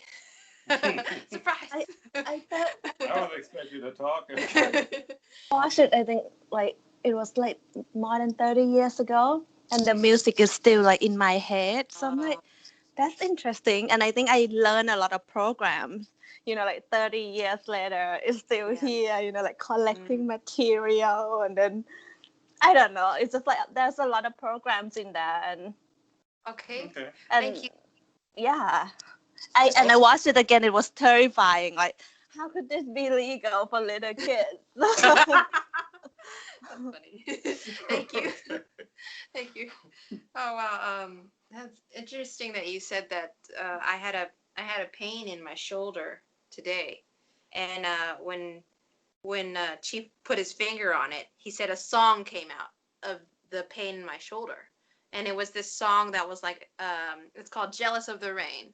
And it's like a sad song. And it was interesting because that song kind of was, it was distinguishing a certain time period in my life that I had experienced some sort of trauma or sadness. And when he pulled it out, the song came out with it. And that was just kind of an interesting thing, how you said the music is still in your head. Yeah, because as we are consciousness, these bodies are literally an illusion in a sense. So whatever we look at or whatever we read or even conversations and just what we see, it all gets locked up, or or I should say, well, it can get locked up in our energy, you know. So you may think that, okay, I've gotten through this particular point or something, but I'll start doing work on someone, and then there it is. It's hidden in some area of the body where there's pain. And usually, if I'm working and someone feels pain, there's something trying to be released because the vibration of it is too low. So her Ms. A's that time frame was one of where some some very sad things happened, and it was still in there. So you figure, well, time heals all, and that's not really true. Time may cover it up until something inside of you that's dense wants you to actually feel down or whatever. And if you feel down, all of a sudden you think about the sad song that you learned or that you heard during a really sad period, and you felt like that song really comforted you, when in reality it was just sealing in the moment. Wow. Thank you. So. Yes, definitely. I don't know if it's something that you can relate to, but there have been times when I would feel a certain way in my life, and then I would find a song that fit it. But instead of helping me, it ended up binding me to the past. And I remember having to contain those songs whenever they'd come up and throw them in the vortex of no return. And then I would listen to Chief's music to replace that. And it helped me just to move forward and instead of looking backwards all the time, because it's hard to walk forward when you're always looking back.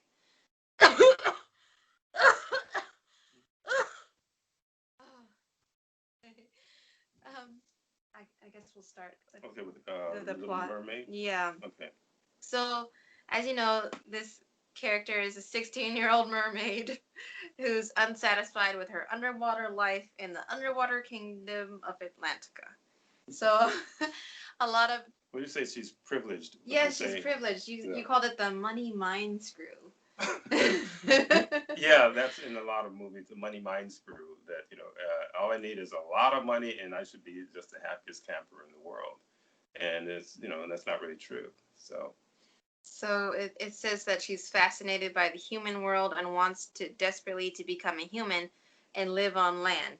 I noticed that in many movies recently, they're always like, you want to be a human. You know what? They're like some sort of like a spiritual being, or like etheric being, but they're like, I wish I was a human. And well, I think the program has to do with so many people are just really fed up with being a human, because their lives are are very stressful. There's more I should say stressful times than happy times.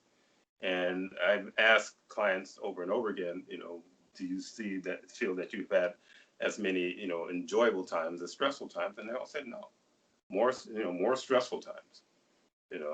So it's basically a program to convince the livestock that being a chicken in a chicken coop is cool because guess what? There are these free sentient beings who are just deities who would like to be in your chicken coop with you. And I'm like, that doesn't make any sense whatsoever. And I was a little kid, and I realized that doesn't make any sense. That means they want to come to school with me and deal with the bullies and and mean teachers and and angry people or whatever. That's why. Yeah. So it's another program to try to convince you that it's not so much about being a humanoid is a bad thing, but being in this realm as a humanoid is a bad thing.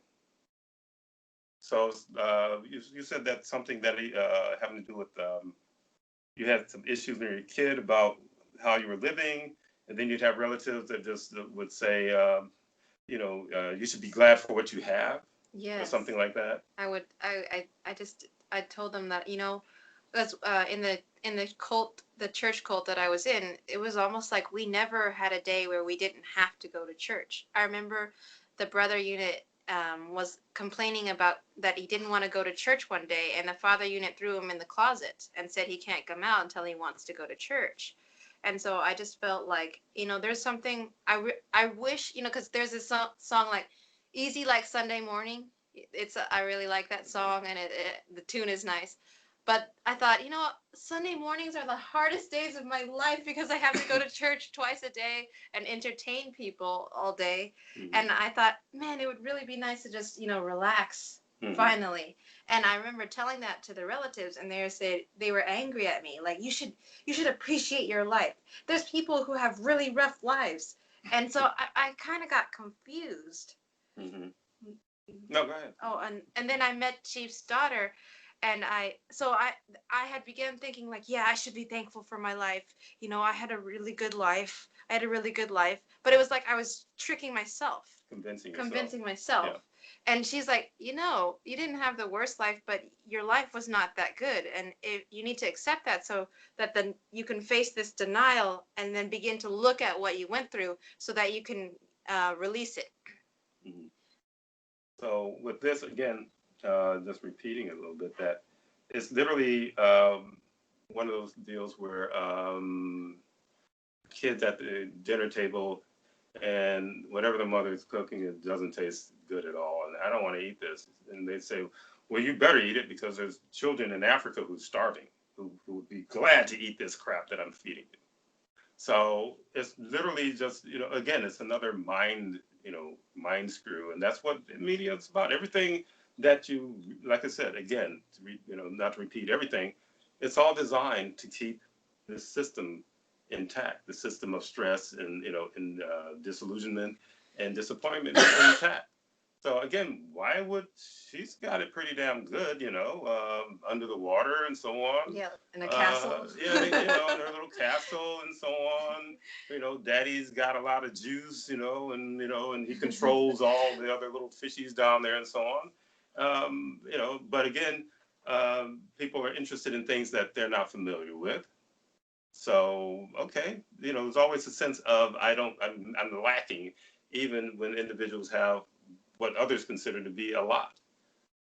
So, they're going on with that as well. So, yeah, she doesn't know what it's like to be a human, but again, she's already committed herself to wanting to be one. I could see maybe I'd like to check it out and see how it is to be one for a day or something like that. I can, hang with that. But it was like a commitment to, I want to be human. Yes. It even goes on later to say that she has this collection of keeps random human artifacts in this, like, it looks kind of like a small cave or something like that.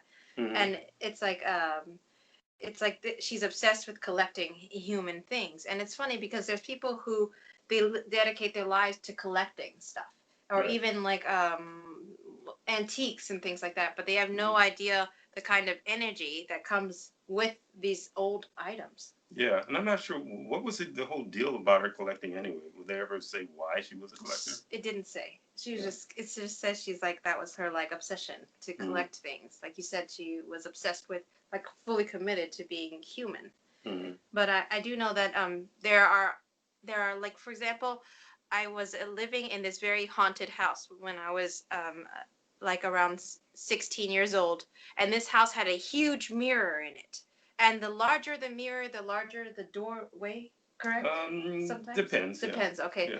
But that mirror was a huge doorway, and things would come through. Density would just come through. And not only was this house just, a place where we lived, it's a place where the father unit held church. So you would always have random strangers coming into the house. He'd even have homeless people come and live with us. He'd have people who were ex-cons come live with us. He'd have people who were in juvenile delinquents come live with us. So I was always constantly on guard, and I had a lot of stress from that. And then not only that, is like he would come and he would bring plants. He would bring plants and then leave them for me to take care of, or he would buy antiques. And like one day he brought this antique and it was another mirror, and the energy from it was really strange. And that's why it's really great when Chief, you have sessions and Chief begins to clear things from you and helps you to change your mindsets, because then your empathic abilities begin to grow. So you can sense when something is really has really foul energy, just like this small antique mirror with this wooden ornate thing. And it was draining on my energy. And then the more you can empath, the more you can see, okay, this person is a drain on my energy. This item that they bought me was just to drain my energy and feed it to. Mm-hmm. Oh, okay. Well, no, okay. Well, with the what you were saying and thinking about Ariel's collection, and from a Neo Shamanic point of view, she's collecting things that have attachments to them. So when people own things, you buy it new and you use it over, a good long time, your energy gets into that. Sometimes there are items that are bought. I'm not so sure if they have as many cars they call lemons. I don't know if you're familiar with that. They're like a brand new car, but it always has problems. They always have to take it back to the dealer, to fix this, that, and the other. And it has more problems than a regular new car is supposed to have, which means that it has some kind of a consciousness in it that's causing issues. So with that, it's you can buy something new that already has an attachment that comes from maybe some material that's been used to build the thing with, but with her little cave or something, or whatever, with all these things, it means that there's all these attachments in this cave. Again, they didn't really say that there was anything in the cave that convinced her that being a human was a great idea. But that aside, maybe it was a program to support collecting. Yes. And that's as a way to actually keep you toxed and keep you in the chicken coop. Yes. So there was, I think I've shared this story before, but when I got together with Chief, there was a lot of things I had to move suddenly, because I was, that the energy from that house, also the house that I was staying in, the mother unit that was, affiliated with the church cult, wanted to keep coming to that house that I was staying in and trying to drag me back to the cult.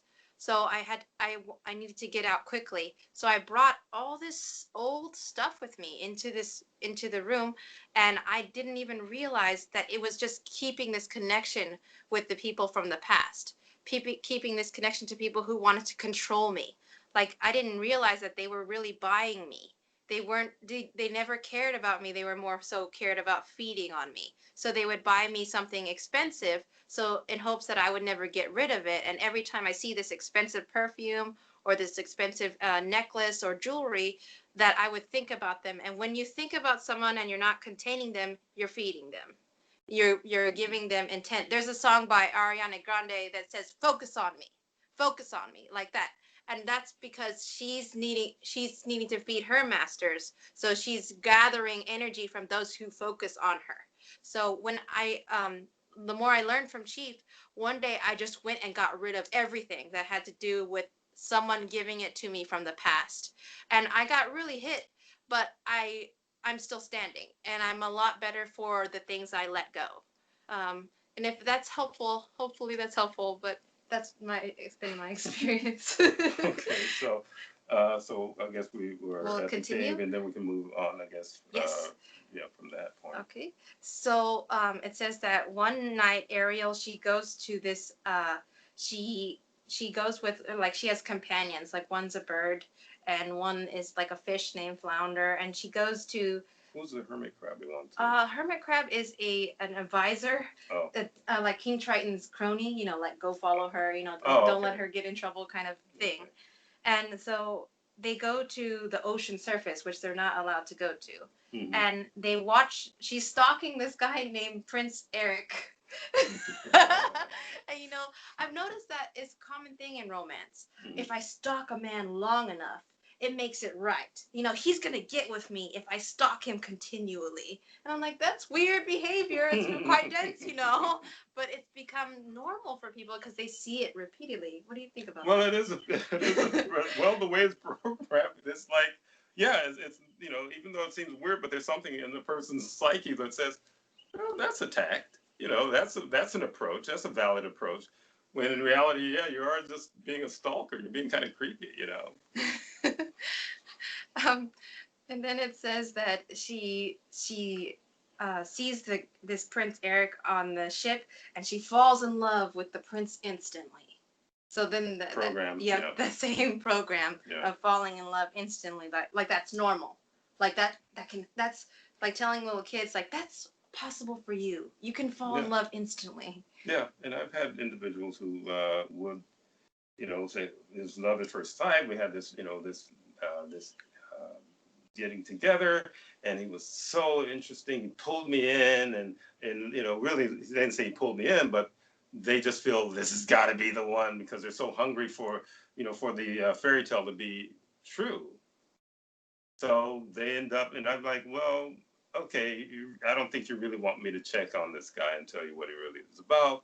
And they said, sure. And I said, okay, this guy, oh, well, he's a dense one, and he's a feeder, and he put on a nice performance for you because he does this to a lot of different women, and you're just another, you know.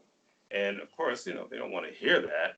So sometimes I just may not see them Ever for again. a while, ever again, you know. Yeah. Or maybe 2 years later, they come back and they're just, you know. Yeah. And I never go, you know, I told you so. I just say, well, what do you know, what can I do for you? Yeah. You know, but it's all an illusion. This, you know, this love at first sight is a bunch of nonsense. It's a program. And that's, you know, we're talking about Little Mermaid is targeting little girls. Yeah. Into, you know, learning how to be miserable as grown-ups, you know, or as young adults, you know, looking for something that really doesn't exist. You know, this is a sea of lies, man. It is, the sooner people accept that this is a sea of lies, the better off they'll be. You know, and it's not to bum you out, it's to you know, let you realize there's a hell of a lot better existence out there than this. It's just that they've been, you know, locking it away from you, and then, you know, presenting all of this. You know, it's just not much different from actually being in a cult that, you know, repeats over and over and over and over again their doctrines or whatever they want you to believe. So every time you see a movie, you think you're watching a different movie, but you're watching the same programming 9 times out of 10. Right. You know, and it's just supporting a mindset that will never make you happy. Mm-hmm. So thank you very much for that. Mm-hmm. So it goes on to say that suddenly after she falls in love, of course, there's a violent storm. That's another program. But after there's a violent storm that happens right after, and the ship gets wrecked. And then Ariel rescues Eric from drowning and brings him to shore. She sings to him while he's passed out and returns to the sea just as he regains consciousness to avoid being discovered. You know, they... Could that singing be her corkscrew? Oh, that's what I was going to say. I've noticed that there's a lot of women who will, like, they'll make cookies for people, or they'll sing for them, or cupcakes, or they'll, like, they say the way to a man's heart is through his stomach and his junk, or his, you know. Well, they start with the stomach first. The stomach first, okay. Yeah. But they don't realize that they're putting their intent into their song, like, I want to be with you. And, you know, what if that consciousness has a different trajectory? When you want to sidetrack someone's trajectory, that is a very dense entity move. That's something that agrees with attachments, right? Well, again, with that, you know, with them giving little gifts and, you know, cooking, and a lot of it, the cooking thing, I remember that when I was, you know, even my grandmother was talking about that a bit when she was younger. You know, the best way to a man's heart is through his stomach. And it's just that the program tells you that it's okay. You know, so that's why, you know, people still, you know, they still do that kind of thing, because the programming says that's, you know, even when they look at romance, a lot of times it's like, I caught that guy. Or the guy's like, I hooked her. So it goes both ways. I know that we had someone ask me to muscle test on who feeds the most, men or women, you recall? Yes. And because she wanted to feel like, nah, men are the victimizers, and they feed voraciously on women, and women are the victims. And I said, okay, well, I don't think that's totally true. So we muscle tested on it, and we got that men feed just a hair more than women. So it does go both ways, but men have it, have the lead, but a narrow lead in that department. Mm. Yes, I remember you had to address for some women that they thought that I weaseled my way into being with you. Oh yeah. When you said that no one has ever weaseled their way into being with you. No, I don't let people in if I don't want them in. That's all there is to it. I keep people at the distance that I want them to be at, because I am protecting myself. I've been around long enough to know, again, how men have tried to, ease their way into my space, and, not in a homosexual way, but in a way to ride on, off my energy, feed off my energy. Or when I was in the men's groups, I was always the one who had the most interesting things to say. And then they go, oh yeah, and then a week or two later, they're coming to the group, and then they're telling the group things that I told them, but they're presenting it as their own, that they came up with this idea. So, so when it came to dudes, I just like, I've had enough of this nonsense. And so I don't deal with groups of men. I've had people invite me to men's groups in the last couple of years, and I said, I don't do that stuff anymore. So it's just casual pissing wars as far as I'm concerned. So when it comes to women, it's the same way. I've had, women who wanted to sidle up to me because they have some fantasy idea of what a relationship with me would be, and they don't even know me. But I can vibe them, and I can vibe. There's a hunger that I'm not interested in. But if you're a client, I just deal with you in the most respectful way I can possibly deal with you. And for certain individuals, I had students who had issues like that, and one told me that I treated her too nicely. That's why she was, coming at me so aggressively. And I'm like, well, it's illogical. So I have to protect myself just as Ms. A has to protect herself. And so, I don't care what a person's intent is or what their desire is. What's important is what the hell I want. And I'm not imposing myself on anyone. But the program says it's okay to impose. Romance is like, hunting, and they don't say it out loud, but sometimes they do say it out loud, but it just glosses over because it's part of a program, part of brainwashing you into, thinking, or in other words, setting themselves up for disappointment. And certain individuals, it's like, I am not interested in you that way. I'm trying to be nice, damn it. And then they step over the line, and they say, look, I am not interested in you in that way. And you're awful, how am I awful? So that's part of that program again, And when I said that, Ariel's, she's singing, or Ms. A, she's singing to him. This literally like, it's okay because you're trying to trap this guy. That Ms. A said, I think he may have some other things he want to do with his life that has nothing to do with you. So with that, moving on. Well, it says the next thing, it says, fascinated by the memory of her mesmerizing voice. Eric vows to find and marry the girl who saved his life. And Ariel vows to find a way to join him as a human being. My trap is laid and I caught him. Yeah. It's like reverse. Usually in a lot of women movies for women, it's like the guy saved you. Saved the woman. Now the woman is totally enthralled. Yeah, they do that in a lot of shows. They do it in all these like animations and things like that as well. Exactly. The guy, he's saving her because sometimes he accidentally saves her. Mm-hmm. And then the young girl is like, he's the one, and he doesn't even know she exists. Mm-hmm. It was just an accident. And then she's focused on this guy and literally was stalking the guy. That's right. Yeah, stalking him. Yeah. Thank you. So, says that discovering Ariel's new behavior, Triton questions Sebastian, the crab, who accidentally exposes that Ariel has went to the surface and come in contact with humans and fallen in love with Eric. So then her father unit is super angry and yells at her and destroys all her stuff, like her little collection of things. Yeah. And then she starts pouting. and she decides to go to a witch, an evil sea witch. So this is common actually in Thailand. Mm-hmm. They go to monks. Yeah, they go to certain monks and certain other, but the temples seem to harbor most of the guys who do a lot of that, dense magic stuff. Yeah, a lot of times they'll go to witches and things. I need a love potion.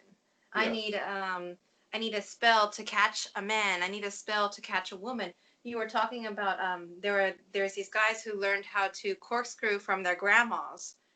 And they would talk into a woman's food and say, "Oh, come over to my house tonight and I'll cook you my special meal, spaghetti and meatballs." And then they talk into the food and say, tell them to get with them, or, tell them to have a relationship with them or sleep with them. Yeah, it's another form, another version of corkscrewing.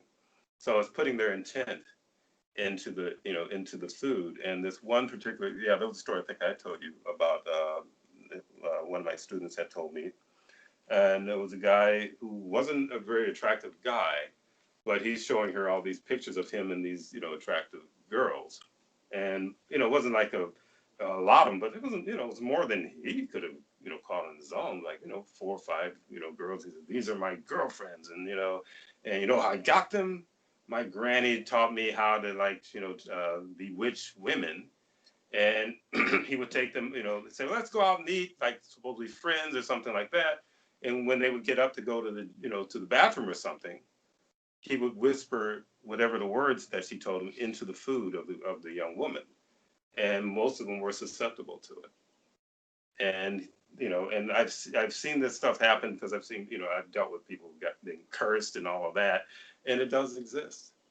So what what we're talking about with this thing with Ariel is that, that's literally what she's doing. They just don't call it that, but she was putting her intent into this guy's, into his mind, and it seemed like there was something else that I wanted to add to that, but we can go up because it's not coming up right now. Okay. Well, when she goes into this cave where the witch is, there's all these worms. And the worms are like, "No, don't go." These worms are people who are like mer people who had already sold their soul, already made a contract with this witch. And it's interesting that you talked about soul selling as a really real thing in this realm. Mm-hmm. And they even, encourage it and show it to little children. Yeah, that soul selling is an option. Yeah. And so these worms are like, "No, don't do it." And she's just like, "Ooh, what are these worms?" And then you see that this witch, Ursula, she's got this pot and there's even more worms in there.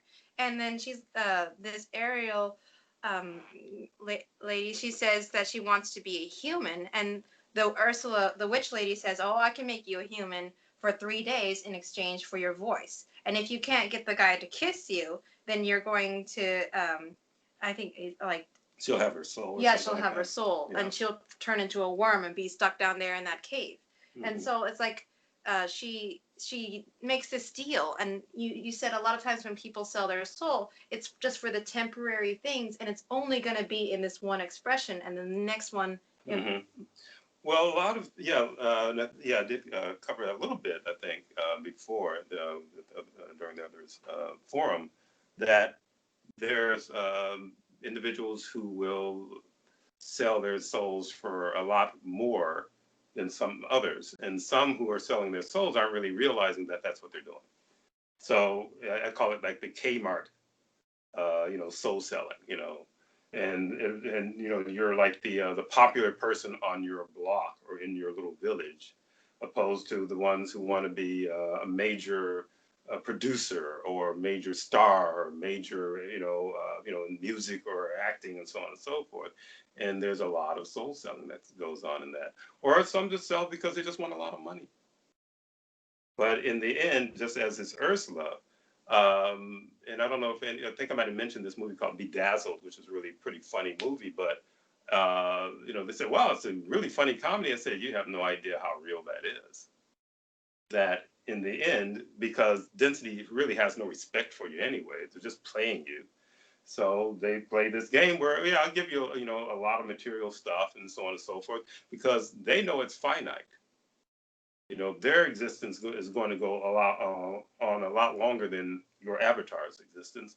And once you transition out, they got your consciousness as your soul, and it has to do with, too, how strong your energy is at that point. They tap you out to the point where you don't have much energy to fight them if you decide, I want to go against this, this contract or break my contract.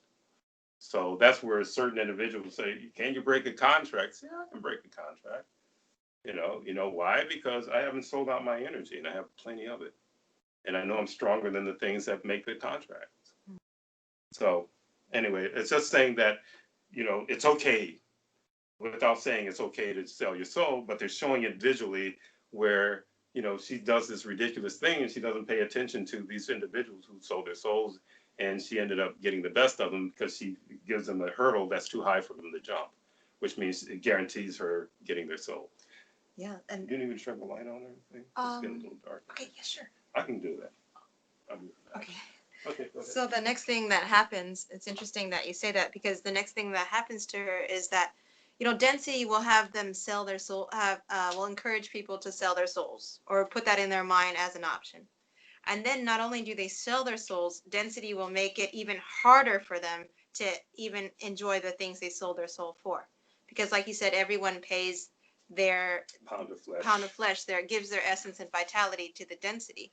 So in this case, this witch, she sees that Ariel's getting too close to getting what she wanted, to kiss the guy, wrangle him into kissing her, and then, have her legs. Yeah, there's a number of deceptions going on. Yeah, deceptions going on. And then so this Ursula lady decides to change her form and use Ariel's voice to try to entrance this Eric guy into getting with her, so Ariel will be her slave, or her in turn, whatever she wants to do with her. Well, what some that do sell in the real world sell souls for, they utilize the energy of that consciousness. So they literally rope a consciousness into believing that contract is really valid when in reality it never was.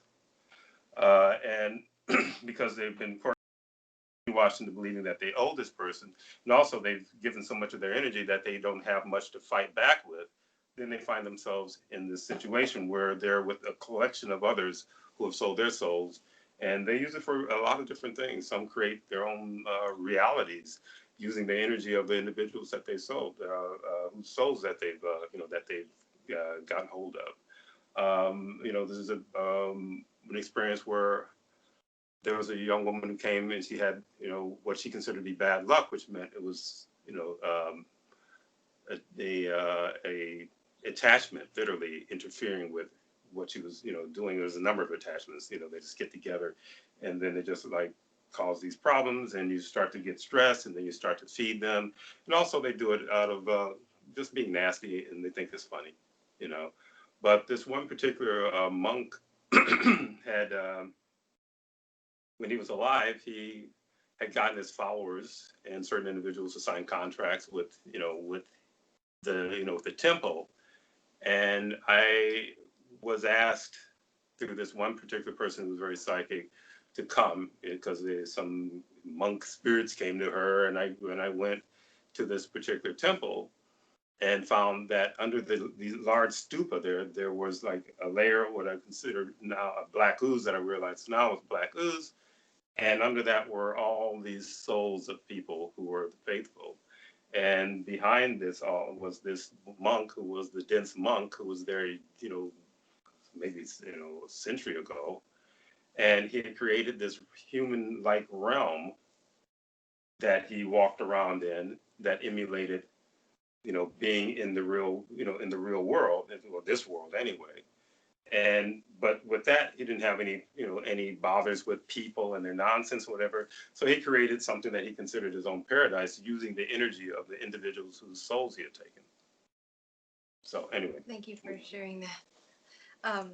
It's interesting because the next thing comes up is that the Ursula, she transforms the way she looks, and she stole the voice because she holds it in this shell on her chest. Mm-hmm. And so she begins to sing to this Eric guy, and he recognizes, because he's got that corkscrew in him, supposedly. Yeah, he's got the corkscrew, yeah. And so he recognizes it immediately, and then this witch puts another enchantment on him.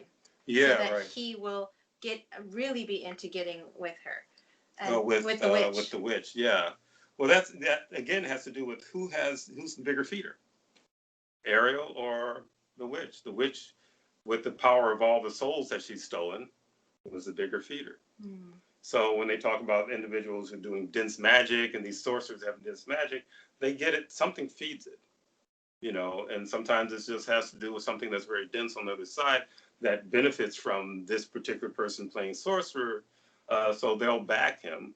Or if a person is maniacal enough, they know how to like collect souls on their own. And then she comes in and she literally overrides Ariel's corkscrew with hers. You said that this is a common thing when women and men sleep together. Mm-hmm. There's usually like this battle of corkscrews going on, and sometimes a man will shoot corkscrews into a woman, and then a different man will come along, on another occasion and sleep with that same woman. So now she has like these conflicting corkscrews that are battling inside of her energy, or vice versa inside the man's energy. Yeah, and I've had clients who have this struggle with, which guy she should be with when she slept with both of these guys, or sometimes like maybe 3 different guys or whatever. Yeah. And so she's struggling with making up her mind when the reality of the matter is that the corkscrew that each of these individuals have placed in her are vying for, the top position. Mm. And she doesn't see it that way because that's, they don't want you to see it that way. It adds to feeding essence. So, they like the struggle. They like the turmoil. They like the confusion. Mm. So what I do, I remove the confusion. Give some idea of what's going on and say, that's so weird. How come there's no books about it?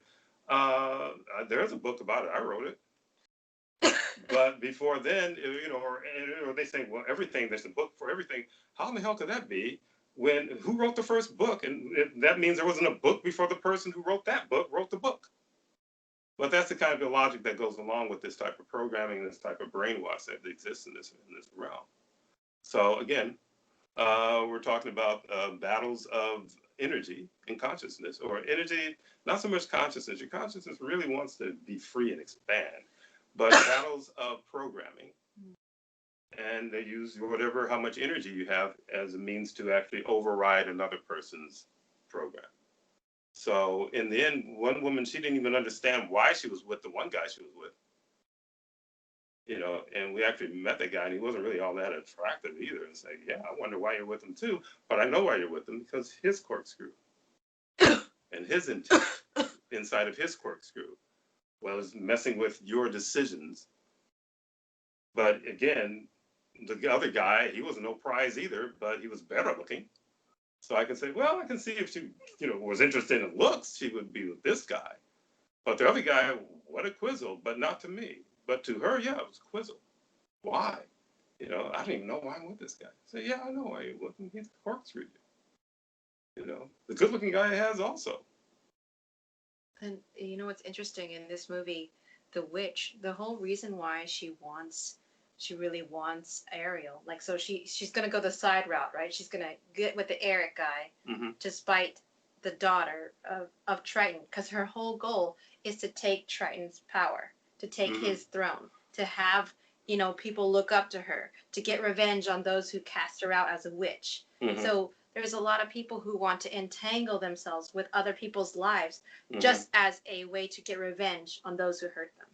Yeah, and that goes with individuals who, definitely have had a hard time, and when there's an ego involved in it, they figured the best way to get back at the people who mistreated them is to either prove to them that they're great or something, or get to the point where they can take from those individuals and then lord over them and give them the same treatment that they were, that was given to them, which again, it's just a vicious cycle, and it's just another form of feeding for density.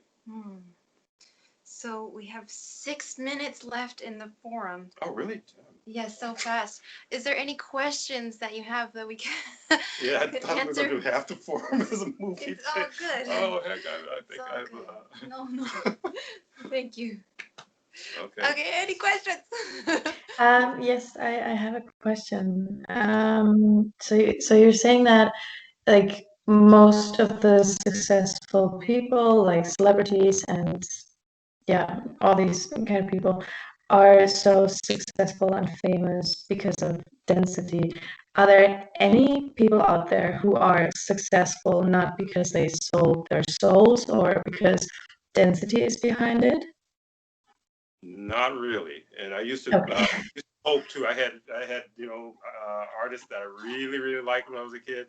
This Mhm. guy, and the guy is actually light, but he owes his success to something dense. If you ever get into, and fortunately for me, I've been around long enough and I've done a lot of things in the field that I was working in, where I was around the movie industry for a while and I was around the music industry for a while. Very dense industries, very dense. So there are individuals think, oh, this is wonderful. So-and-so's got all these fans and people looking up to them and so on and so forth. And if you pay attention to the lives of some of these individuals, there will be a point where they crack. Certain ones will crack. And I remember Prince cracked back in the 90s. And it had to do with the companies he had to go through, the density that owned him. And he wanted out of his contract, and whatever they did with his contract, it wasn't really suitable for him, and he would have ended up, I guess, a pauper or something like that. So he did this thing with the Prince, where he couldn't use the name Prince because they owned his name. So he was going about the artist formerly known as Prince for a while, and then his name was a glyph that he painted on his face. Also, during that period, he would come on stage and he had slave written on his face. Now that's just a little microcosm, but like I said, I should say fortunately enough, because I never got into that industry, but I knew people in it and was invited to certain functions when I was, in Los Angeles.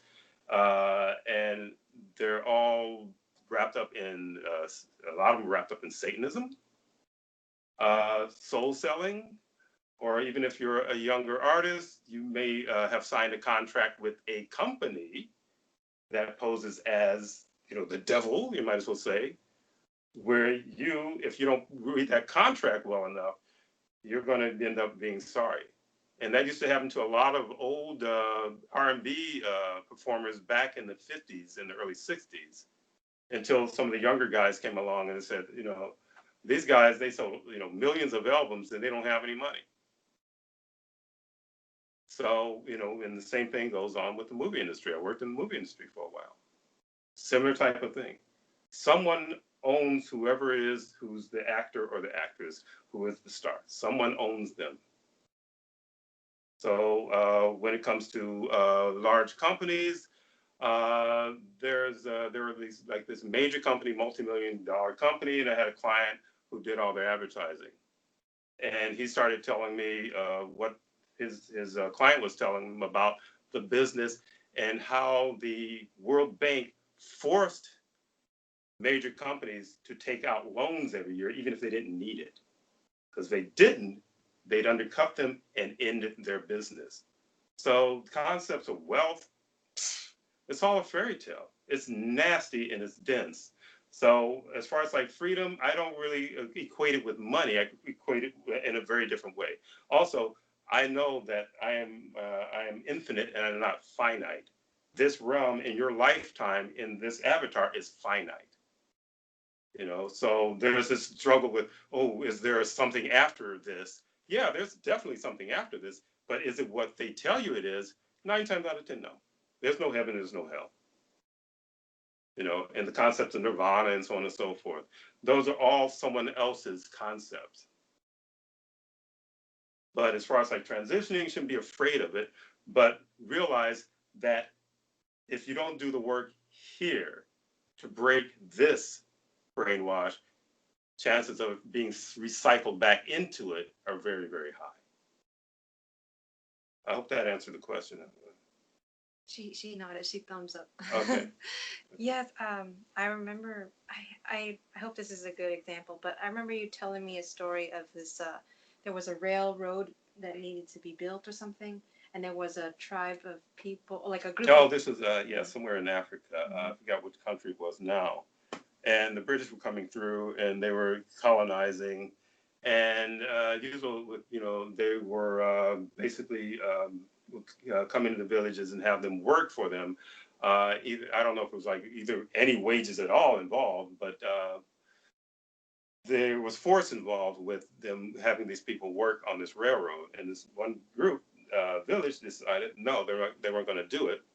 And so they, you know, and the story, I read it, this was like years ago, so I can't tell you exactly where the source of it, but there are a lot of stories like this, where they said, well, you won't do it, line up all the men, and the men lined up in the village. If you don't do it, we're going to shoot, you know, start killing people. So they went to the first guy and said, you're going to work. And they said, no, and they shot him in the head. They go to the second guy, you're going to work? He said, no. And they shot him in the head. And they had to stop after maybe like the fifth person or sixth person because they realized this is just a waste of ammo. These people are not going to, because they had a stronger spiritual sense of their existence and knew that, you know, existence didn't have to be them being enslaved by other people. Mm-hmm. And that they, because of how they feel about their sense of spirituality, they were going to go wherever they were going to go. I've heard stories about the Aborigines who have something very, very similar, where they do a last walkabout because they were tired of what was going on, and they decided we're just going to fade on out. And they did the last walkabout. But, you know, the fear tactics that they use in movies and so on and so forth, be afraid of death when it's only transition. But if you don't know anything, you've been going through Christian church, you're going to be jacked up. Because, you know, you're not connected to anything that is really connected in any way to universal awareness. So. Yes, it felt like a way to segue out, because what you teach us is all about redefining your existence. Yes. Redefining how you relate to everything. Yeah, and you have the right to redefine it. Nobody, you know, owns you unless you decide they own you. And they, you know, thought police, they're not really psychic. So you can think any way you want. You can play the game, but have your own thoughts as to how you're going to, you know, exist, or why I'm in this company for the time that I'm in this company. Because I'm trying to deal with this nonsense here in this particular avatar, in this particular realm. And you can do it, you know. But one thing I know, they don't have the juice to like control your mind unless you allow them to. And a lot of it has to do with brainwash. You know, they do it from the time you're in school, preschool. Well, I would never send a kid to preschool again. Mm-hmm. I'd never send a kid to preschool. You know, and if you're somebody who has a sense of yourself, you should have that kid around you as much as possible to get your sensibilities. Because when they go out there, they're just getting nonsense. And then you come back and you got a kid who's a stranger in your own house. So anyway, with that said. Yeah, no, thank you. I mean, what you shared with us has definitely helps undo the nonsense. It's all about undoing the nonsense and being able to identify what you believe in that really is nonsense, and also being able to face some of the things that you believe in and understanding them as nonsense, because sometimes we use something dense as a comfort. And identifying that, but we have run out of time. If there's okay, well, if that's okay, we're just gonna end it there. Thank you all for coming so much. I didn't plan to be for the whole session, but it ended up that way. Anyway, sorry you guys if you wanted just a straight women's forum, but anyway, no. I appreciate your patience and thank you. No, I actually whenever sometimes in my comments. You make it more full, so I only have so much that I can bring, but you bring everything else. Well, I'll try to make it a little smaller so that you can have your discussion without my presence. Okay. So anyway, again, thank you all. Bye-bye. Bye-bye. Good night. Good Bye. Bye-bye. Okay.